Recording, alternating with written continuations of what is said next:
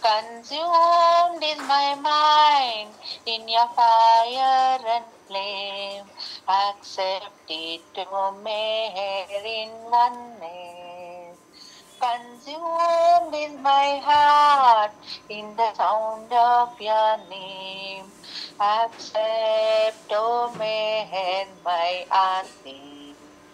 Accept, O meher, my song. Thought cannot reach you and word cannot speak you. Infinite ocean of unending bliss. Though we beseech you, how can we seek you? How can the finite know limitlessness? Consumed is my mind in your fire and flame. Accept it, O meher, in oneness. Consumed is my heart in the sound of your name. Accept, O meher, my aarti. Accept. At your command, suns and stars give their light. What in as mine, even my gift of love would be not in your sight, but will reflect of your love divine. Consumed is my mind in your fire and flame. Accept it, O meher, in oneness. Consumed is my heart in the sound of your name. Accept, O meher, my aarti.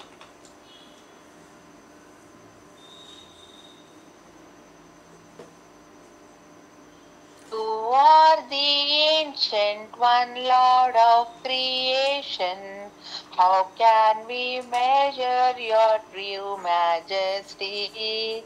You are the Christ, the divine incarnation. Dear Lord, please don't be indifferent to me. Consumed is my mind in your fire and flame. Accept it, O meher, in oneness. Consumed is my heart in the sound of your name. Accept, O meher, my aarti. Accept, O meher, my song. You are things, this you alone who assumes every room. Sinners and saints, beggars and kings, you are the source and you are the goal. Consumed is my mind in your fire and flame. Accept it, O meher, in oneness. Consumed is my heart in the sound of your name. Accept, O meher, my aarti. Accept, O meher, my song. How can one fathom your fathomless being? How can we know you? We see with gross eyes. A glimpse of your shadow has blinded our seeing. How could your glory ever be realized? Consumed is my mind in your fire and flame. Accept it, O meher, in oneness. Consumed is my heart in the sound of your name. Accept, O meher, my aarti. Accept, O meher, my song. Avatar Meher Baba కీ జై. ఇప్పుడు 2 నిమిషాల పాటు నిశ్శబ్దం పాటిద్దామండి. శాశ్వత ప్రీతమ Avatar Meher Baba కీ జై.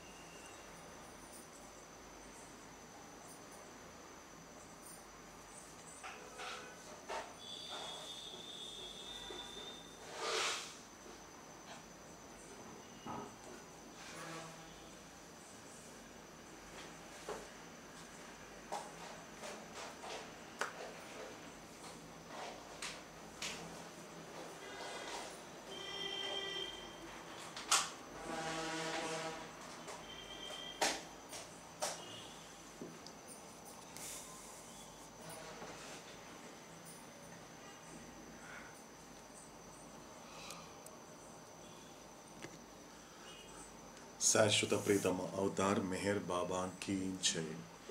ఇదండి శ్రీపటి మెహరోపాసనము. ఇంకా ముందు ముందు మనకి అవతార పురుషుడైనటువంటి మెహర్ బాబా భగవంతుడిగా మాట్లాడుతూ అందించబోయే అద్భుతమైన అమోఘమైనటువంటి ప్రతి మాటని శ్రద్ధతో ఆలకిస్తూ ఆ వాక్యాలకి ఆధీనమవుతూ ఎరుకతో నిత్యంగా నిరంతరాయంగా ఈ మెహరోపాసనమును కొనసాగిస్తూ సహకరించని స్థూల సంస్కారాలని సహకరింపచేసుకుని ప్రయత్నం చేస్తూ తిరిగి మరొక మెహరోపాసనంలో కలుసుకునేంత వరకు ఓ అవతార పురుషుడా, లోకమును కాకుండా నిన్ను అర్థం చేసుకునేలా, లోక సంకల్పమును కాకుండా నీ సంకల్పమును అర్థం చేసుకునేలా నన్ను మలుచు. శాశ్వత ప్రీతమ అవతార్ మెహర్ బాబా కీ జై. శాశ్వత ప్రీతమ అవతార్ మెహర్ బాబా కీ జై. అందరికీ జై మెహర్ బాబా. శాశ్వత ప్రీతమ అవతార్ మెహర్ బాబా కీ జై. జై మెహర్ బాబా. అందరికీ జై మెహర్ బాబా.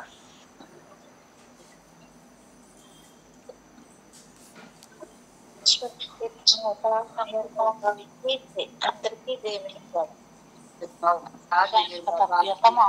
మెహర్ బాబా కీ జై. అందరికీ జై మెహర్ బాబా.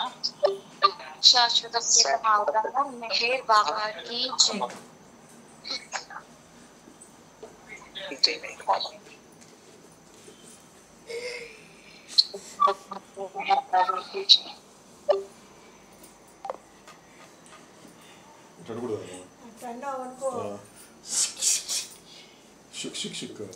శిక్షిక్ ఏంది పిల్లకేసుకునే